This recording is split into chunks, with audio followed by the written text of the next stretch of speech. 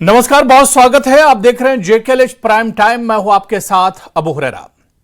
Jammu Kashmir high court ने शासन को 1990 के दशक में कश्मीर घाटी से कश्मीरी पंडित समुदाय के पलायन के बाद लावारिस छोड़ दिए गए हिंदू मंदिरों की रक्षा और इनकी हिफाजत करने के आदेश दिए हैं, ताकि इनकी सांस्कृतिक विरासत को संरक्षित करने में मदद मिल सके। जम्मू कश्मीर में उचित देखभाल के अभाव में धार्मिक स्थलों और मंदिरों की स्थिति दिन ब दिन खराब होती चली गई। इसके अलावा धार्मिक स्थलों पर कब्जा कर लिया गया, जबकि कुछ मंदिरों को उपद्रवियों ने नुकसान भी पहुंचाया। कश्मीर घाटी में कश्मीरी हिंदू धार्मिक स्थलों की भूमि पर खूब अतिक्रमण हुआ, खूब कब्जा किया गया। जहां राजस्व विभाग की मिलीभगत से कुछ सरकारी एजेंसियों और भूमाफियाओं ने हजारों कनाल धार्मिक स्थलों की भूमि पर अवैध कब्जा कर लिया। इसकी मिसाल इस तरह से समझी जा सकती है कि जम्मू कश्मीर में वेरीनाग से लेकर उड़ी, कुपवाड़ा, कंगन और बांडीपुरा के साथ साथ बडगाम तक हिंदू धार्मिक स्थलों की संपत्ति पर सरकारी एजेंसियों और भूमाफियाओं ने कानून लागू करने वाली एजेंसियों का पूरा संरक्षण प्राप्त करके अतिक्रमण किया, इन पर कब्जा किया। लेकिन अब सवाल यह उठता है कि अब जम्मू कश्मीर हाईकोर्ट के आदेश के बाद क्या हालात बदलेंगे, क्या तस्वीर बदलेगी और इन पर जो अतिक्रमण है, इन पर जो कब्जा है, क्या उसे भी अब एक तरह से छुड़ाया जा सकेगा, या यूं कहा जाए कि जो धार्मिक स्थल हैं उनकी रौनक लौटेगी। आज इसी को हम जेकेएलएच प्राइम टाइम में समझने की कोशिश करेंगे।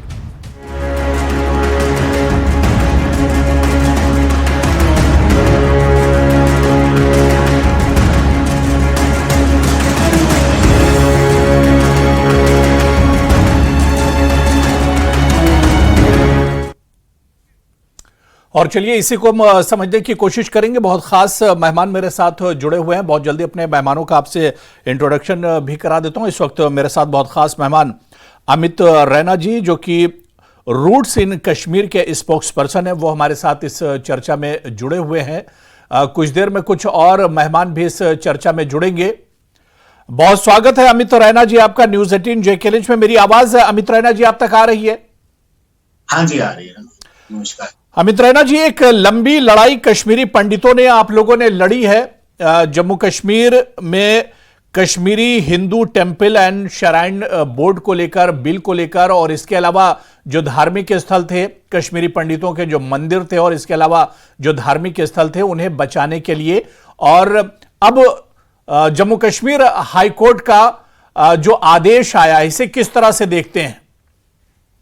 देखिए, पिछले 35 साल में तकरीबन 800 से 900 मंदिरों पे या तो अतिक्रमण हुआ या ध्वस्त कर दिए गए या उन पे इलीगल इंक्रोचमेंट हुई। और तकरीबन 10,000 करोड़ की जो संपत्ति है कश्मीरी हिंदू मंदिरों की, उसमें से अधिकतर जमीनों को या तो अवैध रूप से बेच दिया गया या उस पे इलीगल कब्जा कर दिया गया या उस पे कंस्ट्रक्शन कर दी गई।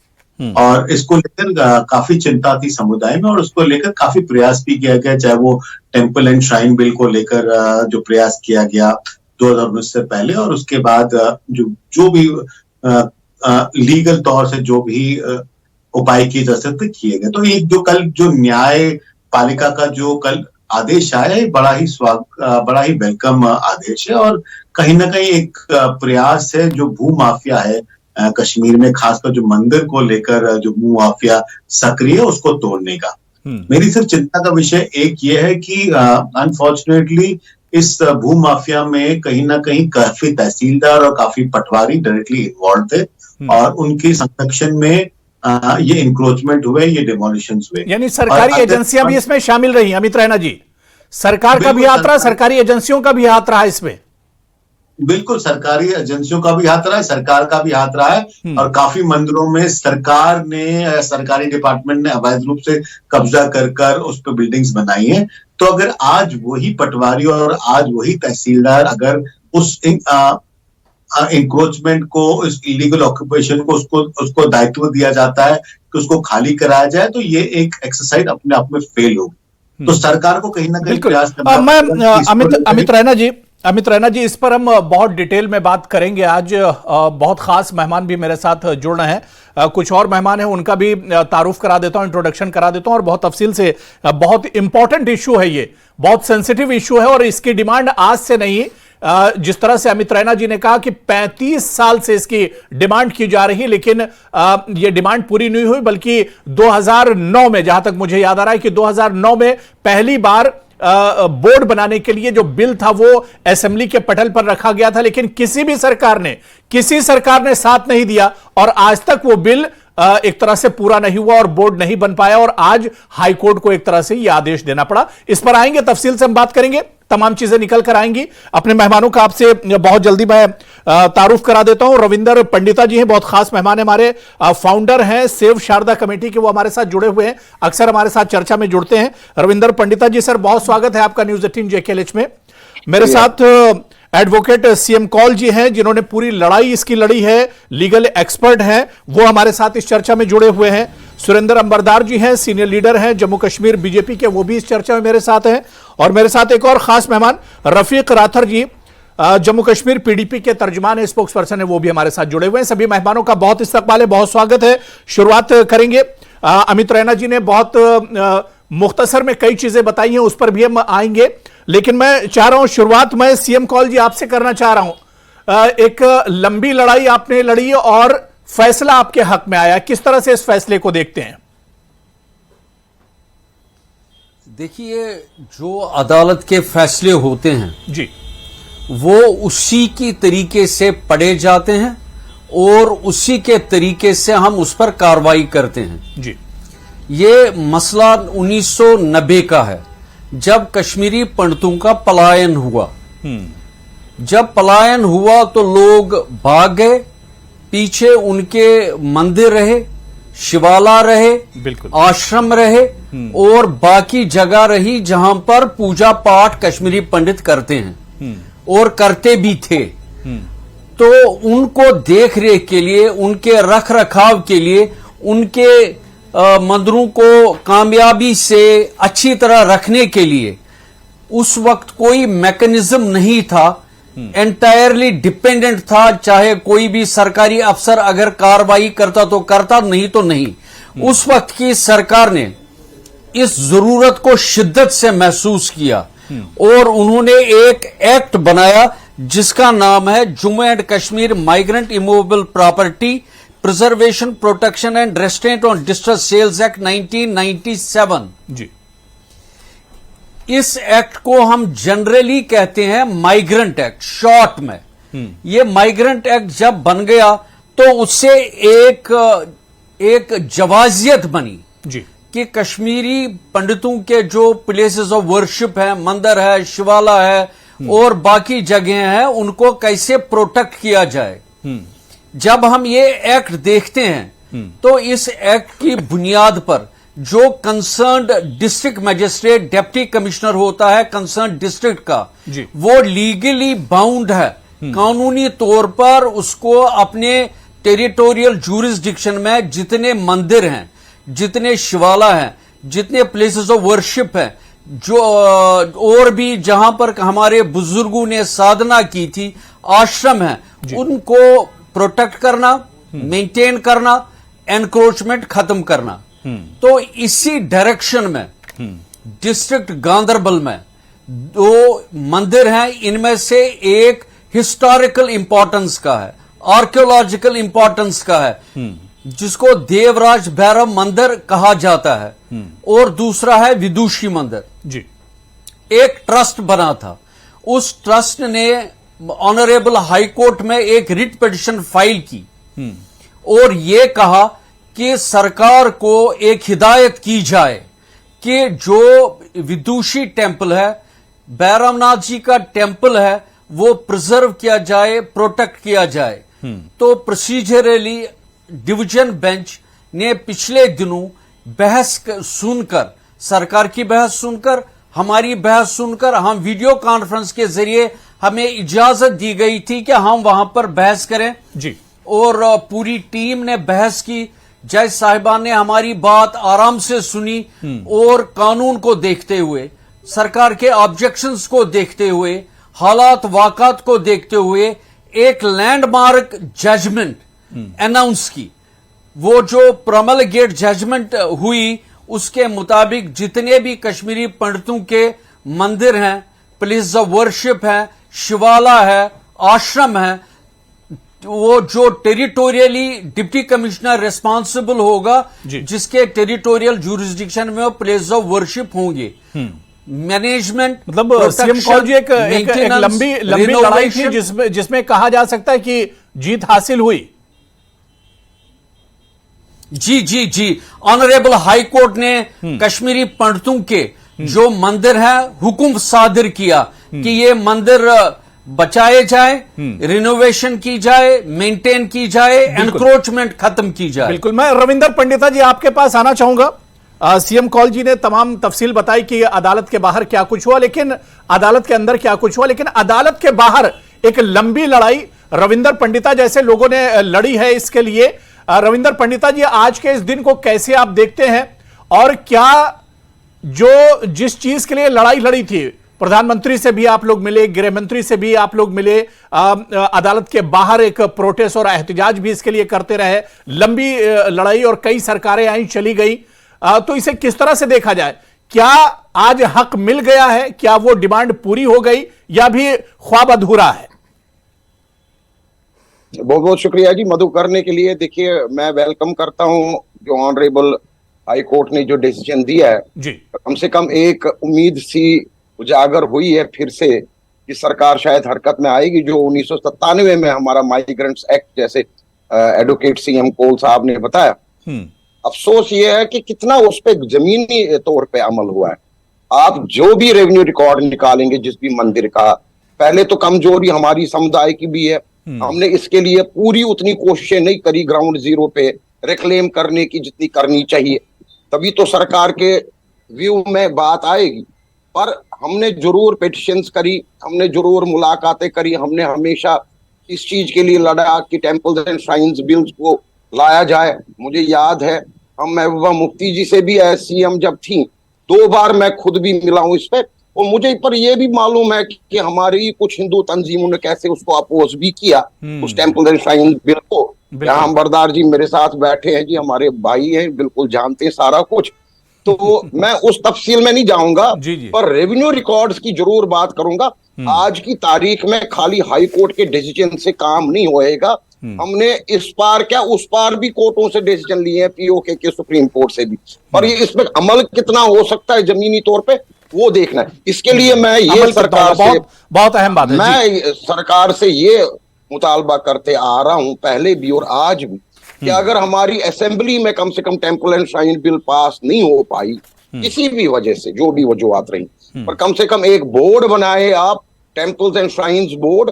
और मेरे हिसाब से मैं तो फेवर करूंगा कि ऑल फेथ बोर्ड हो, उसमें एक मुसलमान भी हो, एक सिख भी हो, एक पंडित भी हो, और उसको गवर्नर ऊपर हेड करें, और उस पे ये मेजॉरिटी कम्युनिटी पे भी फर्ज आयद होए कि किस तरह से माइनॉरिटी कम्युनिटी को जो है वो जमीन है जो एनक्रोच हुई है, हड़प हुई है, सरकार की तरफ से कैसे हड़प हुई है, कहां पे हमारे क्रिमेशन ग्राउंड्स के बीच में ड्रेनें बनाई गई, नमताल में कैसे खाया गया, कुपवाड़ा में क्रिमेशन ग्राउंड कैसे खाया गया, वो बड़ी एक तफसील है। इस बहस में उतनी तफसील हर एक मंदिर की जाने में मुझे जरूरत नहीं है, आप सबको पता है, गूगल करिए।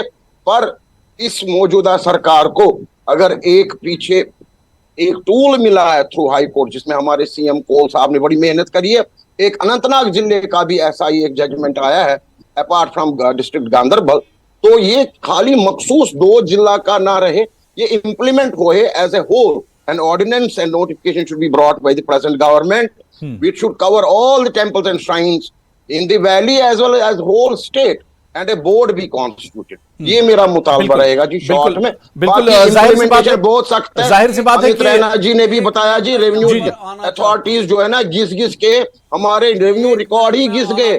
हमारे टीटवाल मंदिर में भी 33 मरले जमीन के 19 मरले मिले हैं जी, मेरे पास वो 33 मरले का भी रिकॉर्ड है, मेरे पास आज 19 मरले का भी है। हमने 2006 में शुरुआत करी खुशरू से, बड़गाम से, 2006 से मेरा ये 15वां मंदिर है, हर जगह यही सूरत हाल है।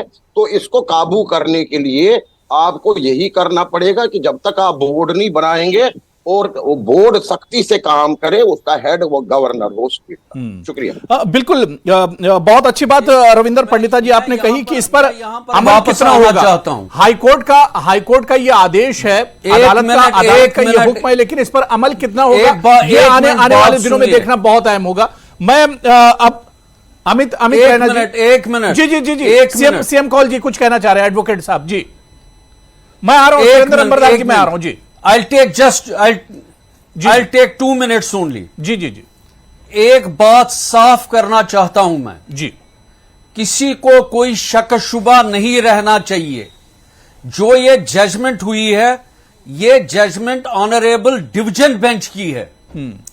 इससे इस रियासत में कोई बड़ी अदालत नहीं है। बिल्कुल, ये फैसला एक जगह के लिए लागू नहीं होगा, बल्कि पूरी रियासत के लिए लागू होगा। कहीं भी किसी भी मंदिर में किसी भी जगह पर ये जजमेंट इंप्लीमेंट होगी और ये नॉर्मली डिवीजन बेंच के ऑर्डर वायलेट नहीं होते। अगर ऑर्डर वायलेट होता है किसी भी तरीके से, डायरेक्टली, इनडायरेक्टली, ओवर्टली, कोवर्टली, उन हालात में उस फंक्शनरी, स्टेट फंक्शनरी जो होगा, उसके खिलाफ कानूनी कार्रवाई होगी, contempt of court proceedings initiate हो जाएंगी। ये एक सूरत हाल है कानून के मुताबिक। बिल्कुल। और दूसरी बात जो कानून से बाहर है, मैं तो पॉलिटिशियन नहीं हूं, मैं एक प्रोफेशनल काउंसिल हूं, हाईकोर्ट में कार्यरत हूं। लेकिन एक चीज कहना चाहूंगा, जो हमारे प्रेमनाथ भट्ट, जो उनका ऑर्गेनाइजेशन है, कश्मीरी पंडित सभा की ऑर्गेनाइजेशन है, इन्होंने एक बार बड़ी जोर शोर से कहा था एक एक्ट बनाया जाए उसी तर्ज पर जिस तर्ज पर हमारे सरदार बाइयों का वो एक्ट बना है for maintenance of their places of worship. उसी पैटर्न पर वही एक्ट ठीक रहेगा ताकि मंदिरों का रखरखाव हो, मंदिर बचे रहें, और एक कमेटी बनेगी उसी एक्ट के तहत से गुरुद्वारा प्रबंधक कमेटी के पैटर्न पर, ताकि ये सभी प्लेस ऑफ वर्शिप अच्छी तरह रहे, सही तरह रहे और एनक्रोचमेंट ना हो। बिल्कुल। मैं अमित रैना जी आपके पास आना चाहूंगा और उसके बाद मैं सुरेंद्र अंबरदार जी आपके पास भी आ रहा हूं, रफीक साहब आपके पास भी आ रहा हूं। बहुत मुख्तसर में अमित रैना जी, बहुत सी चीजें आपने डिबेट के शुरू में बताई थी और कुछ चीजें रविंदर पंडिता जी ने भी इसमें जोड़ी हैं। मेरा ये मानना है कि 2009 में जो बिल लाया गया था, टेम्पल एंड श्राइन बिल, कि एक बोर्ड बने, जिसकी बात तो रविंदर पंडिता जी ने भी की, लेकिन वो बोर्ड तो आज तक नहीं बना। और अगर वो बोर्ड बन गया होता, सरकारों ने इसमें दिलचस्पी ली होती, सरकारों की मंशा अगर साफ होती, नियत अगर साफ होती और ये बोर्ड बन जाता, तो आज शायद हाईकोर्ट को यह आदेश देने की जरूरत नहीं पड़ती। देखिए, बड़ी अजीब विडंबना है कि जिसे हिंदू हितैषी कहा जाता है पूरे देश में, उसी हिंदू हितैषी पार्टी ने 2014 में असेंबली में इस बिल का अपोजिशन करा।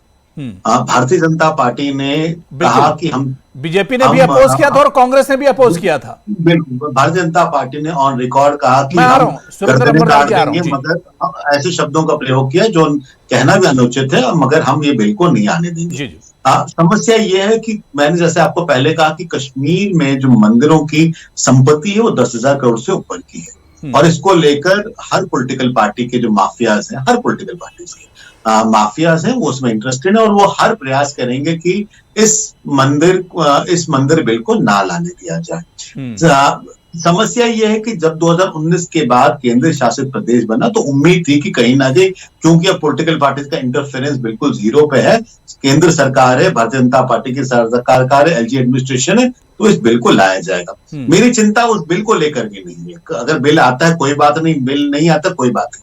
देखिए, 3 साल पहले सरकार ने प्रयास किया कि जो कश्मीरी पंडितों की जो प्रॉपर्टीज हैं, जो इलीगली इंक्रोच कर दी गई हैं, कश्मीरी ये जो माइग्रेंट डिस्ट्रेस प्रॉपर्टी एक्ट है उसके तहत उनको रिकवर किया जाए। और अनफॉर्चुनेटली क्या हुआ कि आपने जो कंप्लेंट्स आई उनको आपने इंक्वायरी में मार्क कर दिया, उसी तहसीलदार को और उसी पटवारी को जो उस इलीगल सेल में, उस इलीगल इंक्रोचमेंट में इन्वॉल्व था, और उसकी जैसी जैसी रिपोर्ट्स आती गई, इंक्वायरी के नाम पर मजाक हुआ। बिल्कुल नहीं ले पाए। और आज भी वही होगा। आप कह सकते हैं कि डिवीजन बेंच का ऑर्डर कोई वायलेट नहीं करेगा, बिल्कुल नहीं करेगा, बट डिवीजन बेंच का कोई ऑर्डर इंप्लीमेंट भी नहीं करेगा, क्योंकि इतनी बड़ी माफिया इन्वॉल्व है कि। तो इसलिए मेरी तो विनती ये रहेगी सरकार से कि आपको एक सेपरेट रेवेन्यू डिपार्टमेंट बनाना पड़ेगा जो इस टेंपल लैंड को लेकर और कश्मीरी पंडित डिस्प्लेस प्रॉपर्टीज एक्ट को लेकर एक काम कर सके। आप बोर्ड बना लीजिए, वो उसका कोई जुडिशियल पावर होगा नहीं, वो एक बयान दे देगा, एक टिप्पणी दे देगा, उसके आगे कुछ होगा नहीं।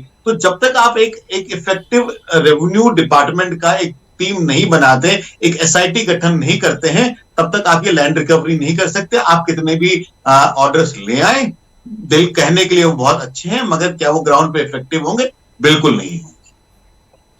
चलिए ठीक है, कई सवाल यहां पर अमित रैना जी ने उठाए हैं। मैं सुरेंद्र अंबरदार जी आपके पास भी आऊंगा और रफीक राथर जी आपके पास आऊंगा। बहुत छोटा सा ब्रेक लेना है, कहीं मत जाइए। तमाम मेहमान हमारे साथ जुड़े हुए हैं, लेकिन कई सवाल भी इस पर उठ रहे हैं, इस पर भी हम लौट कर आएंगे बिल को लेकर। और बोर्ड आखिर क्यों नहीं बनाया गया, क्या मंशा उस वक्त की सरकारों की थी, या उनके दिल में आखिर उनकी नीयत क्या कुछ थी, उस पर भी सवाल उठते हैं। बहुत छोटा सा ब्रेक लेंगे, फौरन हाजिर होते हैं।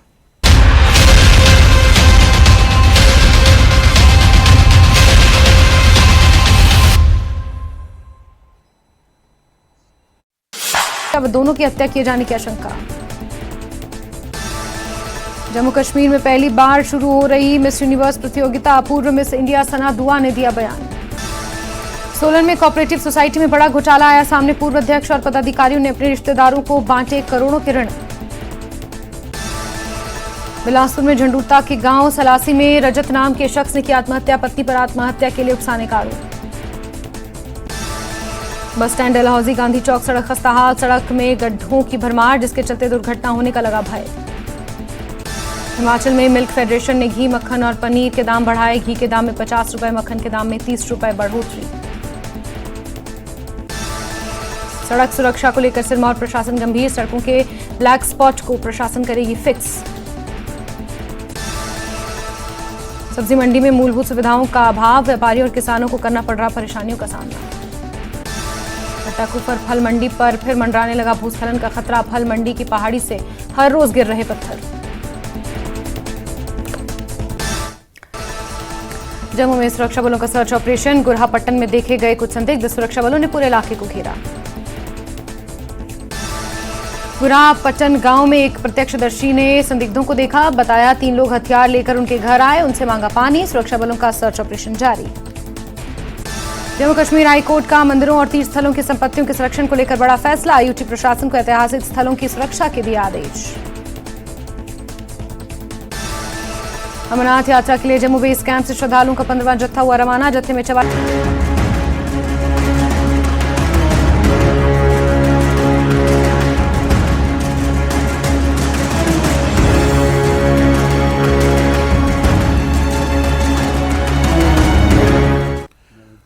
तो जम्मू कश्मीर में धार्मिक स्थलों की सुरक्षा और खासतौर से कश्मीरी पंडितों की जो धार्मिक स्थल है उनकी सुरक्षा अब सरकार के हवाले होगी, और इसी पर हम चर्चा कर रहे हैं। आखिर जम्मू कश्मीर हाई कोर्ट को आखिर ये आदेश क्यों देना पड़ा, इसी पर हम चर्चा कर रहे हैं। बहुत खास मेहमान मेरे पास ब्रेक पर जाने से पहले ही जुड़े हुए हैं।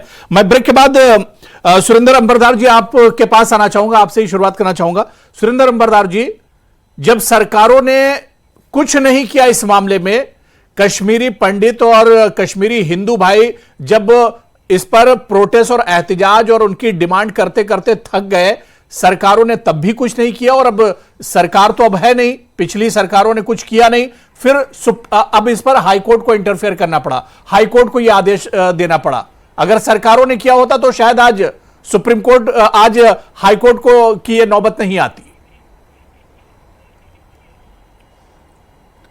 धन्यवाद हुरेरा जी। मुझे लगता है इसको एक डिफरेंट कॉन्टेक्स्ट में, बेसिक्स के कॉन्टेक्स्ट में भी सारे मामले को देखने की जरूरत है जी। एक तो एंटायर जो सिविलाइजेशन है, शिवाइट सिविलाइजेशन, जिसमें कश्मीरी पंडित जिसकी चर्चा हो रही है जी, उसका एक्सोडस हुआ 89-90 में। जब हम सिविलाइजेशन के एक्सोडस की बात कर रहे हैं तो एक तो ह्यूमन सिविलाइजेशन के रूप में सारे कश्मीरी पंडित उसको निकलना पड़ा। दूसरा कि उनकी जो प्रॉपर लेफ्ट ओवर प्रॉपर्टीज थी और उनके जो आस्था के केंद्र थे, तो उनके एग्जोडस के बाद ये बिल्कुल एस्टैब्लिश फैक्ट है कि यहाँ कश्मीर में जो रेडिकल एलिमेंट था, जो एंटी इंडिया एलिमेंट था, जो एंटी ह्यूमन एलिमेंट था, जो एंटी पंडित एलिमेंट था, उन सब ने इसको अपने शब्दों में माली गनीमत समझकर हड़प करने का प्रयास किया। उसमें जो उनकी इंडिविजुअल प्रॉपर्टीज और जो रिलीजियस प्रॉपर्टीज थी, कहीं न कहीं जो जिसको अभी चंद्रमोहन जी ने कहा, कोल साहब ने कहा कि जो 1997 का जो एक्ट है, तो उससे एक आशा तब भी बड़ी थी कि शायद एक डेटरेंट के रूप में वो एक्ट काम करे, पर हमारी भी ये चिंता रही है कि उस एक्ट के माध्यम से जो हमारे डिस्ट्रिक्ट कस्टोडियंस थे, उन्होंने वो काम उस शिद्दत से नहीं किया जो हमारी अपेक्षा थी। आपने भी काम नहीं किया, बीजेपी ने भी काम नहीं किया है। सुरेंद्र अंबरदार जी, बीजेपी की सरकार में रही है, आप अछूते नहीं है, आप भाग नहीं सकते इससे। 10 साल से सेंटर में भी बीजेपी की सरकार है, पीडीपी के साथ आप सरकार में रहे जम्मू कश्मीर में, बीजेपी ने क्यों नहीं किया? आप हुरेरा जी, आप हुरेरा जी कंप्लीट मेरी बात करने दीजिए। 1997 से लेकर 2007 में Kashmiri Pandit volunteer supreme court of India में टेम्पल्स के प्रिजर्वेशन के लिए एक कंप्लेंट लॉन्च करते हैं और सुप्रीम कोर्ट डायरेक्शन देता है कि ये case Jammu Kashmir honourable Jammu high court में लेने की जरूरत है। और जहां तक मेरी जानकारी है कि जस्टिस सुनील हाली जी के ओर से भी एक वर्डिक्ट आया था जिसमें टेम्पल्स के प्रिजर्वेशन की बात हुई थी, और आज जो ये एक्ट आया है उसको और स्ट्रेंथन मिला है और टीथ मिले हैं। बात ये है कि जब हम हमारी सरकार की बात कर रहे हैं तो 2014 के बाद ही जो कुछ भी हुआ है वो 2014 के बाद ही हुआ। अगर आप डोमिसाइल लॉ की बात करेंगे तो 2014 में तो बीजेपी ने असेंबली के अंदर अपोज किया था। जिस बिल की आप बात कर रहे हैं, जो बोर्ड बनने के लिए बिल जब असेंबली में आया तो बीजेपी ने अपोज किया था। रैना जी खुद यहां पर बता रहे थे, अमित रैना जी। नहीं, 2014 में भारतीय जनता पार्टी की सरकार नहीं थी, 2015 में भारतीय जनता पार्टी की सरकार बनी है, इसलिए ये जो विषय है 2015 के बाद। अमित रैना जी कुछ कहना चाह रहे हैं जी, उनका वॉइस दे दीजिए जी, ऑडियो। 2014 में सुरेंद्र जी जब ये बिल उमर अब्दुल्ला ने वापस प्रस्तुत किया तो भारतीय जनता पार्टी ने इसको अपोज किया। ये तो ऑन रिकॉर्ड है, इसमें डिनाई करने की कोई बात ही नहीं। ये 2015 में कोई बिल नहीं आई है, 2014 की बात हो रही है, 14 की आई, 2014 में बिल आई थी, बिल्कुल आई थी बिल। 14 में भारतीय जनता पार्टी की सरकार नहीं थी हुरेरा जी, सरकार नहीं थी, फिर भी आपने अपोज किया था, बीजेपी ने फिर भी अपोज किया था। मेरी जानकारी में वो नहीं है, पर भारतीय जनता पार्टी ने, हमारी सरकार ने 2015 में नहीं देखिए, बीजेपी के आपकी जानकारी में ये नहीं, लेकिन बीजेपी और आपकी जानकारी में ये है कि कश्मीरी पंडितों के साथ क्या कुछ हुआ, उनके जो धार्मिक स्थल थे उनके साथ किस तरह से लूट खसोट हुई, पिछले 10 सालों में आपने क्यों नहीं किया? सवाल यह उठता है, आप क्या सिर्फ कश्मीरी पंडितों के वोट चाहते हैं? बस आप सिर्फ उनके दर्द की बात करेंगे, उनके जख्म पर मरहम नहीं लगाएंगे? सुरेंद्र अंबरदार जी, डोमिसाइल लॉ में 1944 का रेफरेंस लेकर एंटायर कश्मीरी पंडित्स को फिर जम्मू कश्मीर का डोमिसाइल बनने का अधिकार ड्राफ्ट करके हमने डोमिसाइल लॉ लाया है। हमने डिस्ट्रेस सेल्स एक्ट को लेकर एक स्पेशल सेल खोली थी, एक special divisional Kashmir divisional divcom Kashmir ने एक स्पेशल सेल खोला और 3200 केसेस वहां उनको रविंद्र पंडिता जी कुछ कहना चाह रहे हैं? जी रविंद्र पंडिता जी, रविंद्र पंडिता जी, एक नहीं, मैं सिर्फ केवल डोमिसाइल पे आना चाह रहा हूं जी। डोमिसाइल एक्ट से कोई फर्क नहीं पड़ा। जितना पीओके के सारे 37 श्राइन्स मेरे हैं ना आज की डेट में, गिलगित बल्टिस्तान से लेके अक्सई चिन तक, उतने आज भी हैं 1927 के स्टेट सब्जेक्ट एक्ट के तहत। मेरा state subject null and void नहीं है। आपने मुझे एक और स्टेट सब्जेक्ट डोमिसाइल सर्टिफिकेट ठोका है, उसका मुझे कोई फायदा नहीं हुआ। शुक्रिया जी। अंबरदार जी आगे बढ़। नहीं, जो 89-90 से पहले जो विस्थापित हुए थे वो इंक्लूड नहीं हो रहे थे उसमें। सुरेंद्र जी, डोमिसाइल बिल का टेम्पल बिल से क्या लेना देना? उसका कोई टेम्पल लेना से क्या लेना देना? आपने अमित जी कश्मीर ये बताइए, ये भी तो बताइए कि पिछले 5 साल में कितने नए मंदिरों का रिनोवेशन हुआ है, कितने मैं आपको नए पिछले मंदिरों 5 को साल में भारतीय जनता कंक्रीटाइज पार्टी किया के गया है, इस कितने मंदिरों में कार्यकर्ता ने पूजा हो मंदिर रही है। भेजे, वो लिस्ट आज तो पिछले वो 5 साल तो में सामूहिक आपके रिस्पॉन्सिबिलिटी है, श्रीनगर वो में सिर्फ बैठे मेरी हुए रिस्पॉन्सिबिलिटी है, वरिष्ठ आपकी रिस्पॉन्सिबिलिटी कार्यकर्ताओं ने नहीं है। कौन कौन सा मंदिर बेचा उसकी लिस्ट दे सकता हूँ। वो उस पर भी कार्रवाई होनी चाहिए, और उस कार्रवाई में हम साथ हैं, हम कोई अलग अलग नहीं है। हम फिर चाहे वो माफिया है, चाहे वो वेस्टेड इंटरेस्ट है, जो भी एलिमेंट है, चाहे वो सरकारी तंत्र है या गैर सरकारी तंत्र है, जिन्होंने भी मंदिर की प्रॉपर्टीज या किसी भी इंडिविजुअल प्रॉपर्टीज को एनक्रोच किया है, उस सब में तो हम सबको। सुरेंद्र जी मेरी बात समझने की कोशिश करिए। 2019 से पहले आप 370, 35A, अब्दुल्ला परिवार, मुफ्ती परिवार सब पे इल्जाम ठोक सकते थे। 2019 के बाद आज 6 साल हो गए हैं, एलजी सरकार है, एलजी गवर्नमेंट अमित जी है। शायद आपको कश्मीर, शायद अमित जी कश्मीर इंटरवेंशन की जरूरत नहीं, क्या है? कश्मीर की ग्रेविटी का नहीं पुलिस ने लाठीचार्ज करी श्रीनगर में इस टेम्पल बिल को लेकर, पुलिस ने लाठीचार्ज करी, अब्दुल्ला सरकार थी, मान गई थी अब्दुल्ला सरकार थी। अमित जी शायद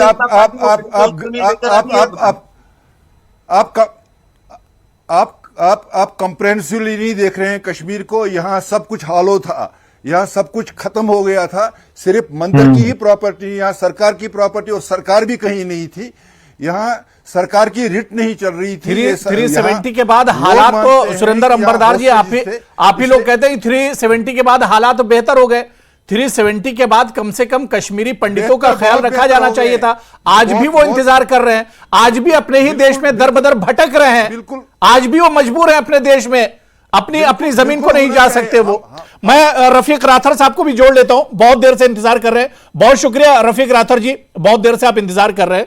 मैं रफीक राथर जी, मैं सीधे सीधे आपके पास आऊंगा कि जिस तरह से Kashmiri Hindu temple and shrine bill assembly में आया और आज तक वो तो एक तरह से तारीख का ही हिस्सा हो गया। जम्मू कश्मीर से रियासत का दर्जा भी छिन गया, लेकिन यह बिल पास नहीं हुआ।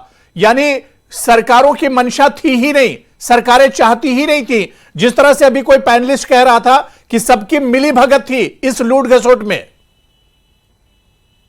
आपका शुक्रिया जी, आपको याद आ गया कि हम भी डिबेट में बैठे हैं, आपका बहुत बहुत शुक्रिया।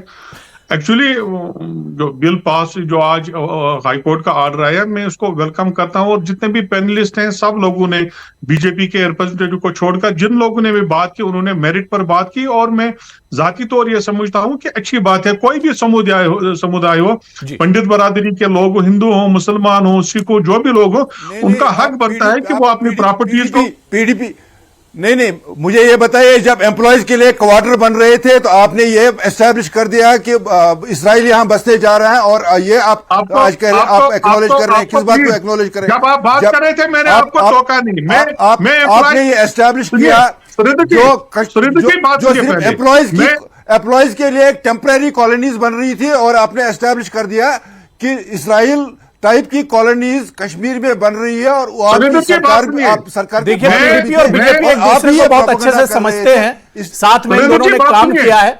मैं सुरेंद्र अंबरदार जी, राथर जी को बोल लेने दीजिए, उसके बाद मैं आपके पास आऊंगा। बहुत देर से इंतजार कर रहे हैं, मुझे कमेंट भी कर रहे थे राथर जी। अगर आप अलाउ नहीं करेंगे तो मैं डिबेट नहीं, रफीक राथर जी बोलिए। सुरेंद्र अंबरदार जी सुन लीजिए। देखिए, बहुत अहम चर्चा है। जम्मू कश्मीर के एम्प्लॉयज का प्रेसिडेंट था, एम्प्लॉयज ज्वाइंट एक्शन कमेटी का मैं स्टेट प्रेसिडेंट रहा हूं, इसलिए मुझे एम्प्लॉयज की बात ना करें। नंबर 1 एम्प्लॉयज के लिए जो कश्मीरी, वो मैं बाद में उनके लिए आयोटा भी काम नहीं किया आपने, आप उनको जानते भी नहीं, उनकी लोकेशन भी नहीं जानते, उनके क्राइसिस दोनों लोगों को। लेकिन आप इस ऑर्डर को जिस तरह कम्युनल रंग देना चाहते हैं कि माली गनीमत समझकर मुसलमानों ने खाया, लूट खसूट बचाकर मुसलमानों ने खाया, प्लीज आप ये कलाम ना करें, आप जस्टिफिकेशन पर बात करें। और जस्टिफाइड बात ये है कि आपके लिए नहीं, मुसलमानों के पीछे हजारों की करोड़ों हमारी जो गैर मुस्लिमों के हाथ में, आपको गलत ब्रीफ दिया गया है। हाईकोर्ट का ऑर्डर आया तो सही बात है, जहां भी ऐसा हुआ है और जहां भी आपकी कम्युनिटी के लोग इसमें मुलव्वस है, जमीनें बेची है, मंत्रियों के जमीन बेची है। सुरेंद्र अंबरदार जी, रफीक राथर जी, सुरेंद्र अंबरदार जी, मैं दोनों से मैं रिक्वेस्ट कर रहा हूं, दोनों लोगों से रिक्वेस्ट कर रहा हूं। देखिए बहुत अहम इशू है, मैं नहीं चाह रहा हूं कि इस पर तू मैं हो। जिस तरह से आम डिबेट, जिस तरह से आम डिबेट होते हैं, आम चैनलों में डिबेट होते हैं, मैं चाह रहा हूं कि बहुत अहम इशू है। आज जब कश्मीरी पंडितों के हक की बात हो रही है, आज जब उनका लुटा हुआ जो कारवां है, आज जब उसकी बात हो रही है, तो मैं नहीं चाह रहा हूं कि इस पर तू मैं हो, इस पर सियासत हो। एक करके मैं सबके पास आ रहा हूं, सबको मैं समय दे रहा हूं। रफीक राथर जी बहुत देर से वेट कर रहे हैं। रफीक राथर जी कंटिन्यू कीजिए। रफीक राथर जी, गुजारिश कर रहा था कि ये सिर्फ पंडित कम्युनिटी का इशू नहीं है। देखिए मुसलमानों का भी जो वक्फ बोर्ड है, हमारे हजारों की करोड़ में जो प्रॉपर्टी है वो भी गैर मुस्लिमों के हाथ में, लेकिन इसको क्रिमिनल रंग देने की जरूरत नहीं है। जिस शख्स ने भी ऐसा घिनौना काम किया है उससे पूछने की जरूरत है। कानून पास हुआ है, हाईकोर्ट ने ऑर्डर दिया है, गवर्नमेंट का काम है उस ऑर्डर को इंप्लीमेंट करना है, लेकिन मेहरबानी करके इसको क्रिमिनल एंगल देने की कोशिश ना करें। हम जाती तौर महसूस करते हैं कि ये रफीक राथर जी ये बहुत दिलचस्प है। हम उसके साथ रफीक राथर जी, हम चाहते हैं कि वो रफीक राथर जी हमारे अपने भाई हैं, रफीक राथर जी हमारे साथ रहे, उनके मंदिर सेफ रहे, रफीक राथर साहब सेफ रहे, उनकी इज्जत महफूज रहे हमारे हाथ में, तो ये हमारा मुतालबा है। रफीक राथर जी, मैं सिर्फ यह सुनना चाह रहा हूं कि पीडीपी और बीजेपी की अलायंस सरकार थी, कभी बीजेपी ने या आप लोगों ने यह महसूस नहीं किया कि कश्मीरी पंडितों के जख्मों पर मरहम रखा जाए? दोनों पार्टियां दावा करती हैं, कश्मीरी पंडितों के दुख दर्द की बात करती हैं। आप तो सरकार में दोनों लोग रहे हैं। देखिए जो पंडित बरादरी को ये पावर कराने की कोशिश कर रहे हैं कि सब कुछ हम आपके लिए करें, और बीजेपी ही सिर्फ यहाँ वाहिद पार्टी है जो आपकी बात करे, उनसे पूछे आपने अपोज क्यों किया असेंबली में, उन्होंने बिल को अपोज क्यों किया? तो ये कहने वाली बातें इलेक्टोरल स्लोगन है। मैं कहता हूं उन्होंने इस्तेमाल किया, बीजेपी ने हमेशा पंडितों की प्लाइट को इस्तेमाल किया है, उनकी मिजरीज को इस्तेमाल किया अपने इलेक्टोरल, और कुछ नहीं। जी हुरेरा जी, पहली बात तो यह है कि मैंने पाकिस्तानी एलिमेंट्स की बात की, मैंने रेडिकल एलिमेंट्स की बात की, इसमें पाकिस्तान मत लाइए। पाकिस्तान हमारा दुश्मन है, नहीं पाकिस्तान हमारा खुला दुश्मन है। अब लेकिन यहाँ पर किससे गलती हुई? कौन सी सरकारें थी जो नहीं चाहती थी कि कश्मीरी पंडितों के दर्द पर, जख्म पर मरहम रखा जाए? कौन सी सरकारें थी? ये बात नहीं चलेगी। आप अगर रफीक साहब रेडिकल्स के वो स्पोक्स पर्सन है तो फिर ये ठीक है। अगर ये कॉम्युनल एलिमेंट्स के स्पोक्स पर्सन थे फिर ये ठीक बात कर रहे हैं। वो तो सुरेंद्र अंबरदार जी, पीडीपी पर रफीक साहब पर डिबेट नहीं है, डिबेट कश्मीरी पंडितों के इशू पर है। आज जो आदेश हाईकोर्ट ने दिया उस पर हम चर्चा कर रहे हैं। फायदा मिलेगा जब ये हिंदू मुसलमान करेंगे, इनको फायदा मिलेगा। इनको तो यही बात करनी है ना, ये अच्छी बात थोड़ी करेंगे। ये थोड़ी कहेंगे पंडित तकलीफ में ये वो बात नहीं करेंगे, मुस्लिम तकलीफ में ये वो बात नहीं करेंगे। इनको इसमें हिंदू और मुस्लिम एंगल चाहिए, किसी भी तरीके से हिंदू मुस्लिम एंगल चाहिए ताकि इनको फायदा मिले। देखिए मैं ठीक है देखिए इस पर सियासत मत कीजिए, माफ कीजिएगा सुरेंद्र अंबरदार जी और रफीक राथर जी, सियासत मत कीजिए। सियासी इशू नहीं है। कश्मीरी पंडितों को सिर्फ सियासत का मोहरा एक तरह से बनाकर रख दिया गया है। कश्मीरी पंडितों को उठाओ, उस पर सियासत करो और वोट हासिल करो। ये अब नहीं चलने वाला है। अब कश्मीरी पंडित बेदार हो चुके हैं। अब हाई कोर्ट तक और सुप्रीम कोर्ट तक तमाम ये मामले चले गए हैं। दगा तो तमाम सरकारों ने किया है, किसी ने कश्मीरी पंडितों के बारे में नहीं सोचा। मैं एडवोकेट सीएम कॉल जी आपके पास आना चाहूंगा। सीएम कॉल जी सर जिस तरह से आपने कहा कि अब हाईकोर्ट ने अब इस पर सख्त आदेश दिया है, लेकिन जिस तरह से यहां पर कुछ पैनलिस्ट ने खदशा जाहिर किया कि इस पर अमल किस तरह से होगा, किस तरह से यह माना जाए कि कॉन्क्रीट अमल एक तरह से इस पर किया जाएगा। आप मुझसे पूछ रहे हैं? जी सर। हाँ देखिए, हाईकोर्ट का ऑर्डर है और गवर्नमेंट का फर्ज बनता है, government is under an obligation, legal and moral obligation, कि हाईकोर्ट का ऑर्डर है उसको इंप्लीमेंट करे। और मैंने आपसे कहा कि मुझे नहीं लगता है कि मेजॉरिटी कम्युनिटी का कोई भी फर्द ऐसा होगा जो इस ऑर्डर की और जो इस हुक्मनामे की मुखालफत करेगा सिर्फ इस बुनियाद पर कि ये हमारे पंडित भाई और माइनॉरिटी कम्युनिटी के हक में। मैं चाहता हूं कि हर कम्युनिटी, चाहे मुस्लिम हो, चाहे सिख हो, चाहे हिंदू हो, जितनी भी उनकी होली प्लेसेस हैं, जितनी की उनकी रिलीजियस प्लेस है, उनकी प्रोटेक्शन के लिए बाकायदा कानून होना चाहिए। मैंने आपसे कहा करोड़ों की, सैकड़ों करोड़ों की ये प्रॉपर्टीज है वक्फ बोर्ड की जो मिसयूज हो रही हैं, जिन पर कब्जा है, इलीगल कब्जा है। तो हर कौम को प्रोटेक्शन मिलनी चाहिए। हम इस हक में पंडित बरादरी के हक में हुआ, मुस्लिम को इस बरादरी के हक में भी होना चाहिए, सिख बरादरी के हक में होना चाहिए। हर बरादरी के जो होली प्लेसेस हैं, जो रिलीजियस प्लेस है, उनको प्रोटेक्ट करना न सिर्फ हमारा फर्ज है बल्कि गवर्नमेंट कोर्ट ने भी फर्ज किया। मैं सीएम कौल जी, मेरी आवाज आ रही है सर? सीएम कौल जी मुझे सुन पा रहे हैं? मैं क्लियर करना चाहता हूं।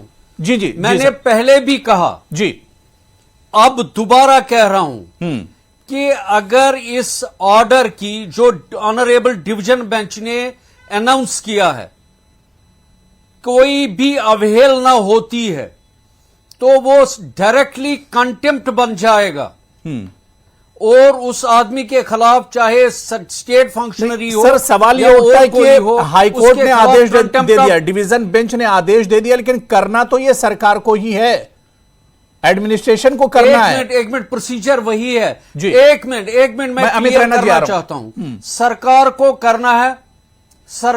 करना है जी, फंक्शनरीज को करना है, रविंद्र पंडिता जी या कंसर्न डिप्टी कमिश्नर या कंसर्न डिप्टी कमिश्नर हो, तो उन हालात में अगर कहीं अवहेलना होती है तो एकदम कंटेम्प्ट ऑफ कोर्ट फाइल किया जा सकता है। यह एक सूरत हाल है। दूसरा, इस जजमेंट का एक और फेसेट भी है। ऑनरेबल डिवीजन बेंच ने साफ तौर पर कहा है अगर कहीं भी कोई भी एनक्रोचमेंट या कुछ लगता है तो कंसर्न्ड डिप्टी कमिश्नर को ये जो उस डिस्ट्रिक्ट का होगा उसको कंप्लेंट करो ताकि district development commissioner, deputy commissioner वहां पर कार्रवाई कर सके और जजमेंट इंप्लीमेंट होगी। ये एक सूरत है। मगर मैं वापस आपको दोबारा जी मंदिर बिल पर ही लेना चाहता हूं।